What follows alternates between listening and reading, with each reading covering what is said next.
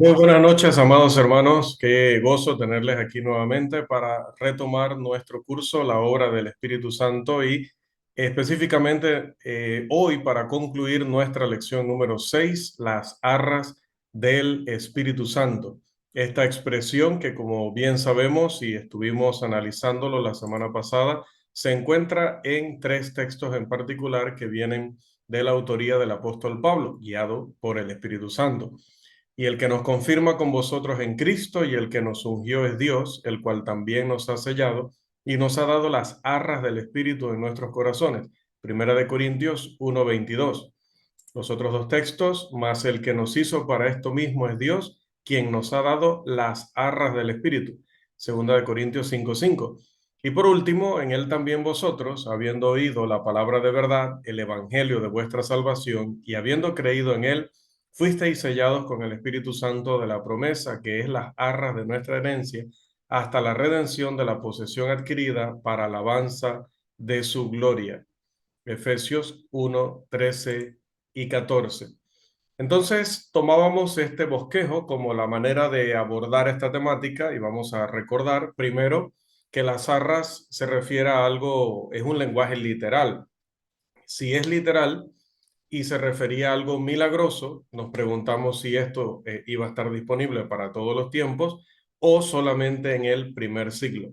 Si era algo literal, pero no era algo milagroso, nos preguntamos entonces si las arras son la garantía de la salvación del cristiano y si las arras son la palabra de Dios. Por otro lado, si el lenguaje referente a las arras es un lenguaje figurativo, es decir, que no es literal, entonces nos preguntamos si es figurativo, pero se refiere a algo milagroso, y si se refiere a algo milagroso, nos preguntamos, ¿era algo solo para el primer siglo o estaba disponible para todos los tiempos? O las arras no eran algo milagroso, sino que se referían, o por un lado, a la morada personal, literal del Espíritu Santo en el cuerpo físico del cristiano, o se refiere a la operación directa del Espíritu Santo, es decir, una acción milagrosa del Espíritu sobre el corazón del creyente para producir en él la vida espiritual que Dios espera de éste. Veíamos pasajes que nos aclaran muy bien este concepto de las arras como lo que vimos en definiciones, la garantía, ¿sí? La garantía que Dios nos da de sus promesas, de que va a cumplir su palabra, de que aquello que nos ha prometido y que nos está guardando es real, que nosotros podemos tener la absoluta certeza, convicción de que lo vamos a recibir. Y presentábamos que ya que Dios no puede mentir, Tito capítulo 1 versículo 2, y ya que su palabra no puede ser quebrantada, Juan capítulo 10 versículo 35, cualquier promesa hecha en la palabra de Dios es segura, es decir, está garantizada. Y ya que la fe es la certeza de lo que se espera, y lo que nosotros esperamos es nuestra salvación, nosotros esperamos no solo la salvación de nuestros pecados pasados, queremos salvarnos de la condenación eterna, queremos ya que nuestro cuerpo sea transformado para vivir con Dios en la eternidad. Entonces, todavía estamos esperando mucho de todo lo que Dios ha prometido. Queremos esa vida eterna, queremos esa herencia con Él en los cielos. Entonces, Hebreos 11:1 dice que no vamos a obtener nada de Dios, 11:1 y 11:6, si primero no depositamos nuestra fe en Él, porque sin fe es imposible agradar a Dios. Pero ¿qué es la fe? Dice que es esa certeza de lo que se espera, la convicción que debemos tener cuando, ¿qué? Dice Romanos 10:17, cuando escuchamos el mensaje de la palabra. Lo que viene o procede del mensaje de Dios y entra a nuestro corazón por medio del oído o por la lectura también, ¿no?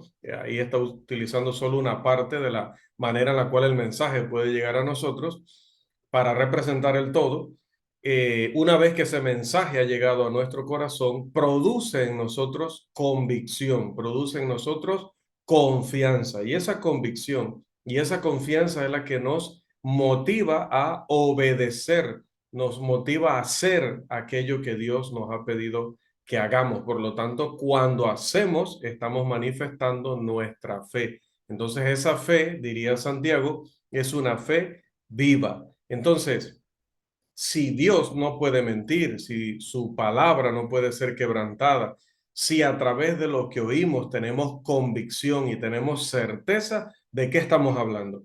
Estamos hablando de que cuando Dios promete algo, nosotros sabemos que tenemos garantía de ello, porque eso que nos ha prometido está en su palabra, está certificado en su palabra, está escrito en su palabra y está sellado, está confirmado por el Espíritu Santo. ¿Cómo? A través de las señales, de los prodigios, de los milagros que Él manifestó a través de sus apóstoles y de la iglesia del primer siglo para que se supiera durante todos los siglos y hasta que Cristo venga, que toda esa palabra, toda esa predicación, todas esas bellas promesas están garantizadas. No va a fallarnos nuestro Dios y no va a mentirnos nuestro Dios, como no mintió cuando predicó todo lo que está registrado en el Nuevo Testamento. Uno puede saber que es hijo de Dios y por lo tanto heredero de la vida eterna cuando vamos a Gálatas capítulo 3, los versículos 26 y 27 y nos damos cuenta, no nos damos cuenta allí, más bien confirmamos allí que aquello que se nos ha enseñado, se nos ha predicado, es respaldado por Dios mismo.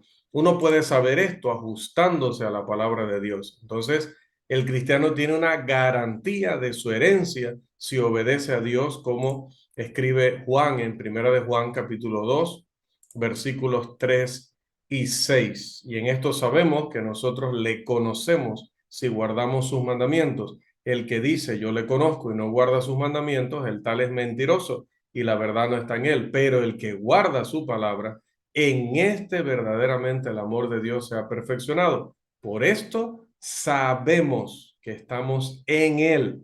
El que dice que permanece en Él debe andar como Él anduvo. Y el pasaje de Gálatas 3:26 al 29, que lo conocemos muy bien respecto a que hemos sido bautizados en Cristo, estamos revestidos de Él y somos herederos. Podemos estar seguros de que somos hijos, por lo tanto herederos, por lo tanto hay una absoluta garantía de lo que vamos a recibir. ¿Y dónde está todo eso? ¿Dónde está todo ese conocimiento? En una sensación en nuestros cuerpos que nos da la persona del Espíritu Santo dentro de él. ¿Cómo lo tenemos? A través de una voz que viene del cielo o de una nube o de una luz o que nos escribe en la pared que somos hijos de Dios, que somos salvos, que nos espera el cielo, que nuestra salvación está garantizada por Dios. Nos lo dice Dios en el agua, en un sueño, en una visión. ¿Cómo lo hace?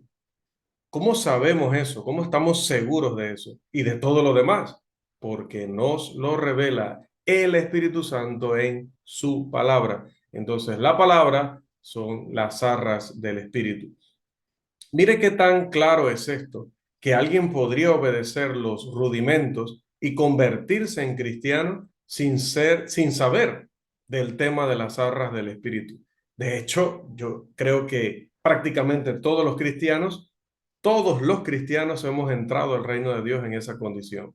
Repito, el de solo recibir el plan de salvación y entrar a las aguas del bautismo y ser perdonado de nuestros pecados, levantarnos de esas aguas como hijos de Dios, como añadidos a la iglesia del Señor, sin manejar, sin conocer ni profundizar en el tema de las arras del Espíritu. Y no por eso perder nuestra garantía de que somos salvos. Por lo tanto, de que tenemos una herencia incorruptible, como le llamaría el apóstol Pedro. Pero, ¿por qué medios usted y yo llegamos a saber de esa herencia? ¿Por qué medios llegamos a conocerla? Solamente existen dos posibilidades, como mencionaba. Primero, o mediante las promesas seguras de la palabra de Dios, revelada por el Espíritu Santo, confirmada por el Espíritu Santo con poder. O dos, mediante una percepción sensual. Y entiéndase sensual, que ya lo hemos aclarado y lo hemos hecho la salvedad de que en este estudio, cuando hablamos de algo sensual, no estamos hablando de algo sexy o impúdico, ¿no? Estamos hablando de sentir, algo sensorial, algo que yo puedo sentir en mi cuerpo, que mis sentidos lo pueden percibir. Entonces, o me lo revela la palabra de Dios, todo esto de ser hijo de Dios, ser heredero, ser salvo, o una percepción sensual de la presencia de la persona del Espíritu Santo literalmente y milagrosamente introducida en mi cuerpo. La falacia de la doctrina de la percepción sensual ya ha sido refutada en otra lección. El Espíritu Santo no entra en contacto directo con el cristiano de manera milagrosa, de manera directa. No es esa su participación en el esquema de redención después de muerto el último apóstol y el último hermano que haya recibido los dones del Espíritu Santo.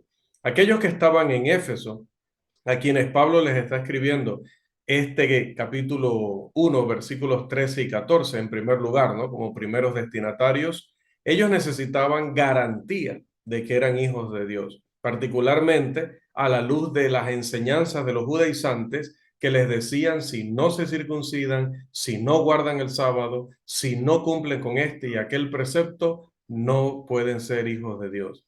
Entonces, si no hay percepción sensual de la recepción del Espíritu Santo, porque hasta ahora nadie nos ha dicho que cuando se ha levantado del agua ha sentido como una persona divina ha tomado posesión de ese cuerpo o ha puesto habitación allí literalmente, directamente, milagrosamente, eso no nos lo ha dicho nadie. El día que nos lo diga alguien nos va a asustar mucho. Entonces, la entrada literal del Espíritu Santo no proveerá ninguna garantía aparte de lo que proveen las escrituras. Si no hay una percepción sensual, si Él no hace milagros estando dentro de nosotros, no puede ser el Espíritu Santo, la persona del Espíritu Santo, las arras mismas de las que habla el apóstol Pablo, porque qué garantía, qué seguridad, qué certeza, qué convicción me va a dar que Él esté allí, pero yo no lo sienta, que Él esté allí, pero no haga nada. ¿Qué garantía me da eso? No me da garantía de nada. ¿Qué sí me da garantía? Lo que afirma la palabra de Dios, de la mente de Dios, de la boca de Dios. Hablamos con antropomorfismo, ¿no? Obviamente Dios no es humano, pero la Biblia se refiere a él en esos términos para que entendamos lo que viene de su mente, lo que viene de su boca. Eso es lo que nos da garantía y nos da confianza.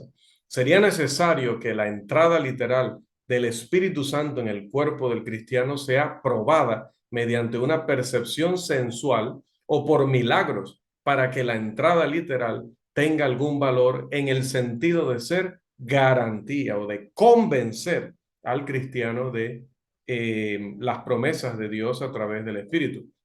Se sigue por la ley de la parsimonia de la que ya tanto hemos hablado en este curso, ya que esta entrada sería innecesaria si ésta no provee más evidencia que las escrituras, porque Dios no hace nada de más y Dios no hace nada de menos. No va a poner a la persona del Espíritu Santo en nuestro cuerpo si eso no hace nada allí. Tiene que hacer algo para que cumpla la manera siempre de actuar de Dios, de hacer solo lo que es necesario. Si está allí es porque es necesario. Si es necesaria, debe haber entonces una manifestación objetiva de que es necesaria. Esa manifestación objetiva solo sería que nosotros podamos sentir que Él está allí, literalmente, sentir literalmente que Él está allí, o dos, que Él realice milagros a través de nosotros para confirmar su presencia y por lo tanto confirmar que es las arras de nuestra herencia. Entonces aquí, hermanos, tenemos que volver a un punto que hemos ya tratado anteriormente, como es las influencias del calvinismo en la Iglesia del Señor y en el mundo en general. El estudiante debería tomar en cuenta esta lección, pero sumándola con aquella de la que hablábamos sobre el trabajo satánico que Calvino llevó a cabo y que sigue teniendo un gran impacto en las denominaciones, pero también en la Iglesia del Señor a través de predicadores y de maestros que han abandonado el tenor, han abandonado la voz, el ritmo que marca el Nuevo Testamento y se han encantado, se han enamorado de las voces de los denominacionalistas, de las voces de los filósofos, de las sectas. De esta manera, desviándose de los principios bíblicos respecto específicamente a la aplicación de los textos sobre el Espíritu Santo. El calvinista y el semicalvinista creen que el Espíritu Santo entra al cuerpo de un pecador para poder convencerlo en primer lugar, cuando es inconverso, para poder convertirlo y también luego de que ya se ha convertido, para mantenerlo salvo, es decir, para santificarlo día a día hasta la venida del Señor. Ellos afirman que el Espíritu Santo ayuda al cristiano a orar, que ayuda al cristiano a evitar la tentación y que ayuda al cristiano dándole fortaleza directamente. Si el Espíritu Santo está dentro del cuerpo físico del cristiano como un anticipo o una garantía de la salvación, al Espíritu Santo se le requeriría, y note esto y es interesante, se le requeriría abandonar el cuerpo del cristiano si éste cae de la gracia. Un hermano que se va por falsa doctrina de la iglesia del Señor, un hermano que cae en inmoralidad, un hermano que entra en aquella indiferencia en la que habían entrado muchos de los hebreos a los cuales se dirige la epístola que lleva ese nombre, y que ya no quiere saber nada de la iglesia, por pecado, por indiferencia, por falsa doctrina, esa persona ya no está en el cuerpo del Señor. Entonces, si el Espíritu Santo es un anticipo o una garantía de la salvación, ya el Espíritu Santo no puede seguir dentro de ese cuerpo, porque en el momento que esa persona está involucrada en estos pecados y el Espíritu está allí, Dios está diciendo que esa persona en esa condición sigue siendo salvo. Entonces, para que no siga siendo salvo, el Espíritu Santo tendría que hacer un proceso de revertir su morada. Por lo tanto, él tendría que salir de allí, así. Sale ese espíritu que había entrado en aquel cuerpo, ¿no? Ok, ahora, ya que todo cristiano peca ocasionalmente, lo afirma primera de Juan 1.8 y lo sabemos todos por experiencia, esto nos conduciría a la idea absurda de que el Espíritu Santo abandonaría ocasionalmente el cuerpo del cristiano y volvería a entrar al cuerpo del cristiano cada vez que éste confiesa su pecado y es perdonado, como promete Primera de Juan 1.9. Note lo triste de esto, ¿no? Lo preocupante de esto, lo absurdo de esto.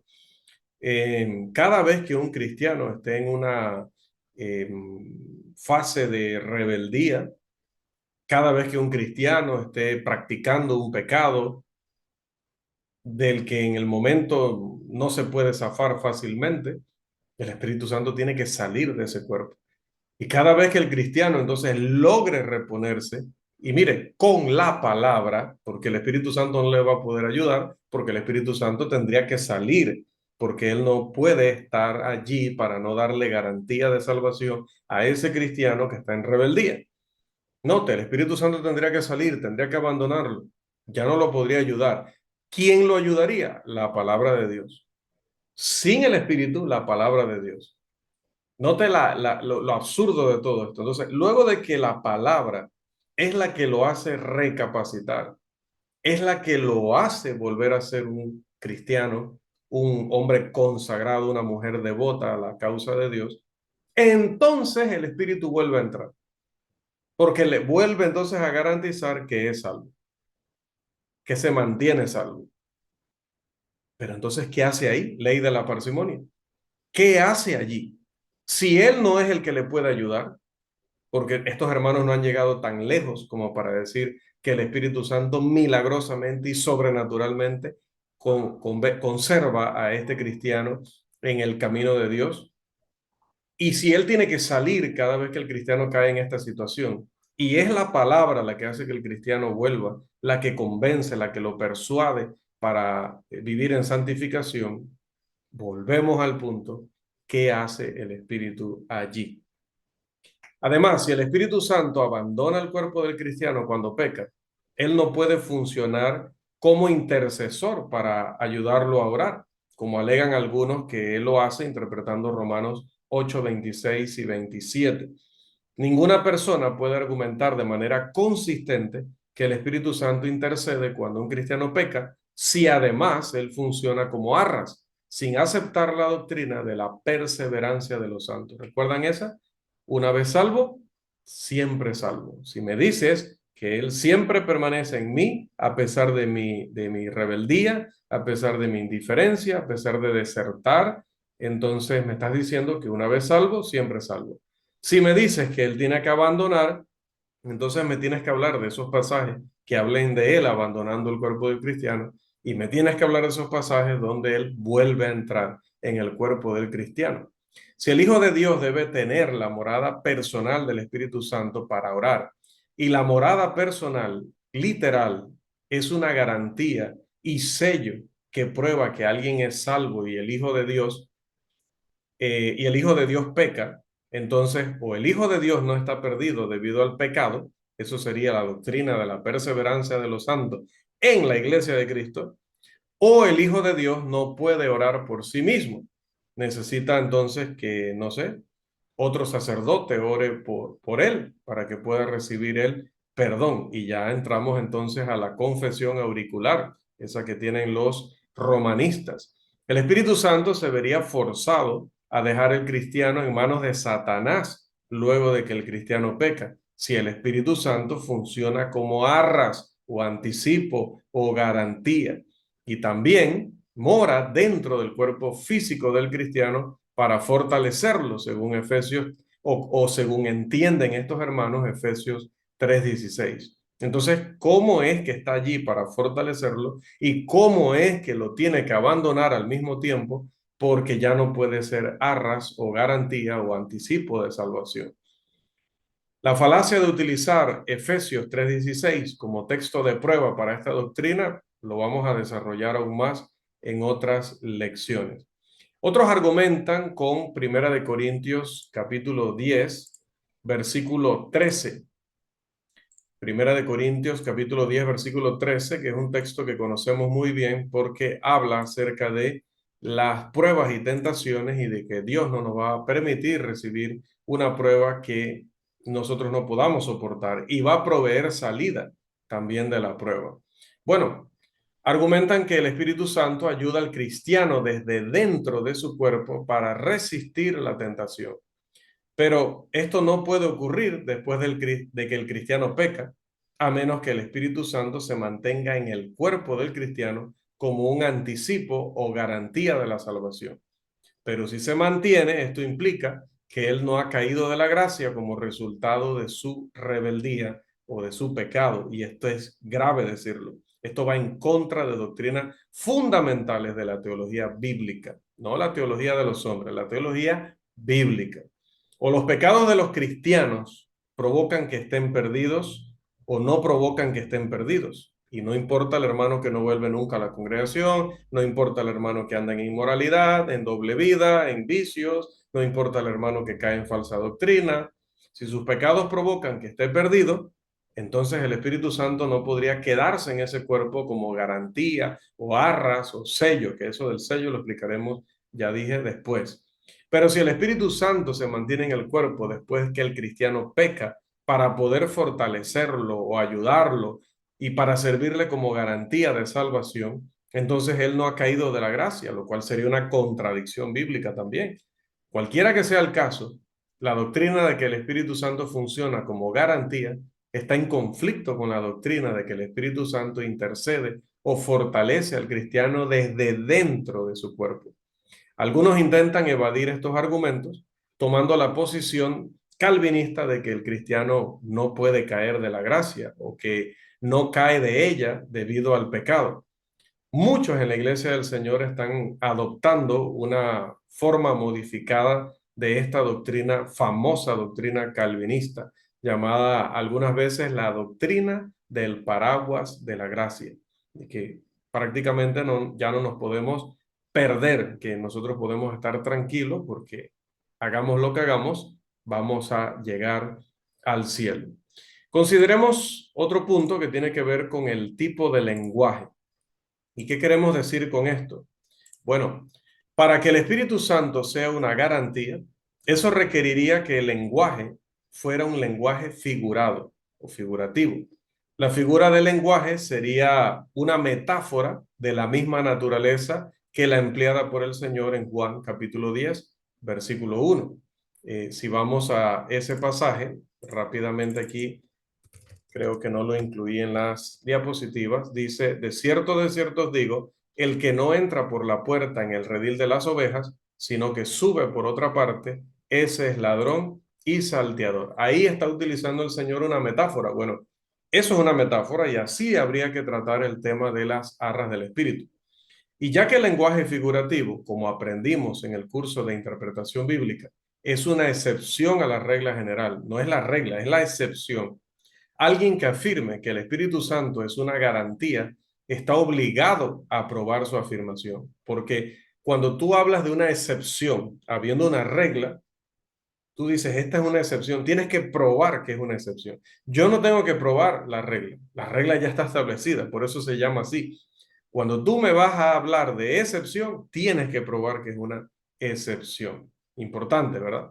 Los principios mediante los cuales alguien puede determinar si el lenguaje es literal o figurativo se explican con detalle y ejemplos en los manuales básicos de hermenéutica, de exégesis y en el curso que dimos aquí bastante, puedo decir que bastante amplio, no fue tan básico, ¿no? La única razón que se puede dar para, recuerde este curso, la única razón que se puede dar para que el lenguaje de un pasaje sea figurativo es que el lenguaje literal involucre una contradicción. La única contradicción que podría ocurrir es que esta interpretación contradiga la idea preconcebida de que el espíritu debe ser una garantía de salvación, o sea, el punto en cuestión. Por lo tanto, son culpables de esa falacia que se conoce como la falacia de equivocar la cuestión. Es decir, ellos dicen que no se puede interpretar de manera figurativa porque eso entra en conflicto con su interpretación o entendimiento de que el espíritu es las arras. Pero es que primero tienen que demostrar que el espíritu es las arras. No pueden utilizar eso como si ya fuera algo comprobado para decir que entonces usar lenguaje figurativo o decir que es lenguaje figurativo es una contradicción. Por el bien del argumento, vamos a conceder, vamos a decir por un momento que el Espíritu Santo es la garantía. Pero Pablo dice que la garantía estaba ¿dónde? Recuerda 2 Corintios 1, 21 y 22. ¿Dónde estaba la garantía? Vamos un momento para atrás. Ahí está, 2 Corintios 1, 21 y 22. ¿Dónde estaban las garantías? O la garantía, que son las arras, ¿no? Dice la frase final, las arras del Espíritu en nuestros corazones. Ahora volvamos acá al del tipo de lenguaje. Ah, bueno, miren, regresé y de por sí había repetido el texto allí. Es que no puedo ver la siguiente diapositiva y a veces olvido, ¿no? Si la garantía es el Espíritu Santo, entonces el Espíritu Santo estaría ¿dónde? En los corazones de los cristianos. Esto no puede ser lenguaje literal porque representaría un absurdo. Uno no puede tener una morada literal en un lugar figurativo. ¿Cuál es el lugar figurativo? El corazón. Eso lo sabe cualquier maestro y cualquier predicador de Biblia. Cuando la Biblia habla del corazón, no está hablando del músculo ese que tenemos allí en el pecho. Está hablando en lenguaje figurativo, como los antiguos hablaban de las entrañas, de los riñones, y querían decir algo muy profundo en el ser, algo interno en lo espiritual, pero utilizaban una parte del cuerpo. Bueno, nosotros usamos el corazón, ellos también usaban la figura del corazón, pero otra vez es lenguaje figurativo. Mira esto, mira el absurdo. Si decimos que el Espíritu Santo, que es una persona literal, es un ser literal, vive en los corazones de los santos, ya a partir de allí hay un problema. Una persona literal no puede vivir en un lugar figurativo. A menos que uno afirme que el corazón es un lugar literal, y no veo a ningún maestro o predicador diciendo eso, no se puede decir razonablemente que el Espíritu Santo está literalmente allí en ese lugar. Por lo tanto, la palabra en, allí en 2 Corintios 1:22 es figurativa, tiene que ser figurativa. Entonces, las arras del Espíritu Santo tienen que ser figurativas. Ese es el punto de este argumento. La afirmación de que esta es una garantía o compromiso que el Espíritu Santo da al cristiano es lenguaje literal. Ya que el lenguaje literal es la regla general y el oponente de esta posición no puede exponer, no puede traer una buena razón para considerar el lenguaje figurativamente, entonces el lenguaje tiene que ser literal. Pero ¿qué implica esto? ¿Qué problema trae esto? Bueno, que trae un rechazo implícito de una de las doctrinas básicas y fundamentales. Tan fundamental que fue la primera doctrina que estudiamos en la inauguración de esta pequeña escuela virtual, ¿no? Es un rechazo implícito de la doctrina de la inspiración verbal plenaria. Es decir, que el Espíritu Santo inspiró las palabras, inspiró la escritura en todos sus sentidos de manera perfecta para dar como producto de esa redacción lo que hoy conocemos como la palabra de Dios. Se han presentado dos argumentos adicionales que tácitamente rechazan la doctrina de la inspiración verbal plenaria de las escrituras. El primer argumento dice que el género del pronombre que ya lo estuvimos analizando en la primera lección de Efesios 1:14, ¿no? Que son las arras de nuestra herencia, ese pronombre, en género masculino dice que es atraído al verdadero eh, antecedente natural, real o acorde al sentido que afirman estas personas, que es el espíritu, que es la palabra neuma. El género de la palabra neuma es neutro y la palabra la palabra os en griego, es masculina. Esta alegada atracción de género la apoyan supuestamente o algunos supuestos eruditos, ninguno de los cuales da una sola razón basándose en las reglas del idioma para dicha atracción, y la mayoría de ellos acuerda en que esta supuesta atracción es una excepción a la regla general de acuerdo al tema del género. El segundo argumento dice que el género de la palabra que o la palabra os es atraído al género del predicado arras, el término arrabón que venimos analizando, o arrabón, desde la primera parte de la primera sesión. El género de la palabra arras es masculino, o arrabón es masculino, y el género de la palabra que es masculino. El siguiente argumento lógico vamos a completarlo para que aquellos que afirman esto puedan entenderlo aún mejor, lo que están implicando con esto. Bien, premisa mayor. Voy a tratar de hacerlo lo más simple posible, ¿no? Porque aquí cuando ya entran a gramática y le tenemos que aplicar la lógica, se pone un poquito complejo, un poquito enredado el asunto. Vamos a ver, vamos a analizar el argumento en sentido lógico, en forma lógica. Premisa mayor. Todos los A son casos en los cuales la regla general del acuerdo de género debería ser puesta a un lado en favor de una excepción. Recuerde la regla. La regla dice que el consecuente masculino es atraído a un precedente de su mismo género, masculino. En cambio, estos señores dicen, no, aunque neuma es neutro, y Arrabón, que es arras, neuma es espíritu, Arrabón es arras, aunque arras es masculino y neuma, que es espíritu, es neutro, estos dos se atraen. Por lo tanto, las arras son el espíritu. Es una excepción a la regla porque sabemos, dicen ellos, que la regla es que deben coincidir en género. Bien, premisa menor. Efesios 1, 13 y 14 es un ejemplo de A. ¿Por qué pongo A? Porque todavía no tenemos lo que ellos quieren afirmar. Lo vamos a deducir de la conclusión a la que ellos lleguen. Si todos los A son casos en los cuales la regla general del acuerdo de género debería ser ignorada, puesta a un lado en favor de una excepción, y Efesios 1, 13 y 14 es un ejemplo de A, entonces, conclusión, Efesios 1, 13 y 14 es un caso en el cual la regla general de acuerdo de género debería ponerse a un lado o ignorarse en favor de una excepción. Ahora, este servidor invita a aquellos que afirman la conclusión de este silogismo a completar ese término a. Ahora, el hecho de que varios comentaristas, porque es cierto, varios comentaristas ofrecen estas dos diferentes explicaciones, pero ese hecho sirve para ilustrar el problema con sus afirmaciones de una excepción a la regla general. ¿Cuál de los dos argumentos es verdadero?